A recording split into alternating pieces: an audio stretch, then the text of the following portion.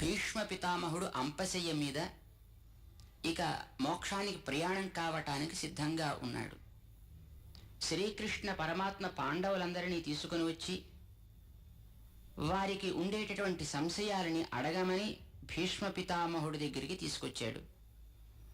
తనకవేమీ జ్ఞాపకం లేవు దేహబాధల చేత అంటాడు భీష్ముడు.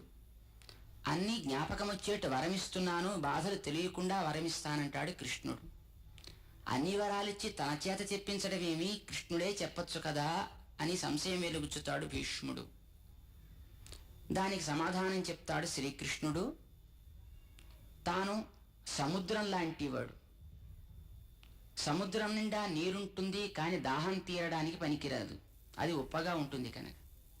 కానీ అదే సముద్రపు నీటిని మేఘం స్వీకరించి మనకు అందిస్తే తీయగా త్రాగటానికి యోగ్యంగా ఉంటుందే, అలాగే హే భీష్మ పితామహ, నీవు మేఘం లాంటి వాడవు. నాలో ఉండేటటువంటి సమస్త కళ్యాణ గుణములని నీరమును నీవు స్వీకరించి నీవు మళ్ళీ అందించినట్టయితే అది ఆర్తుల పాలిటి అమృతంలాగా పానయోగ్యంగా అనుభవయోగ్యంగా ఉంటుంది కనుక నీవే ఉపదేశించే పాండవులకి ధర్మాన్ని అని శ్రీకృష్ణుడు శాసిస్తాడు. భీష్ముడికి జ్ఞాపకం ఉన్నవన్నీ తిరిగి ఇప్పుడు జ్ఞాపకం వచ్చేట్టు దేహబాధలు తీరేటట్టు ఇచ్చిన వర ప్రభావం చేత ఈ లోకంలో ఉండేటటువంటి మానవులంతా తరించడానికి అతి సులభమైన సాధనమేది అని యుధిష్ఠిరుడు వేసిన ప్రశ్నకి సమాధానంగా శ్రీకృష్ణ పరమాత్మ ఎదుట నిలచి ఉండగా అతన్ని సేవిస్తూ శ్రీ భీష్మ పితామహుడు చేసినటువంటి మహోపదేశమే శ్రీ విష్ణు సహస్రనామ స్తోత్రం.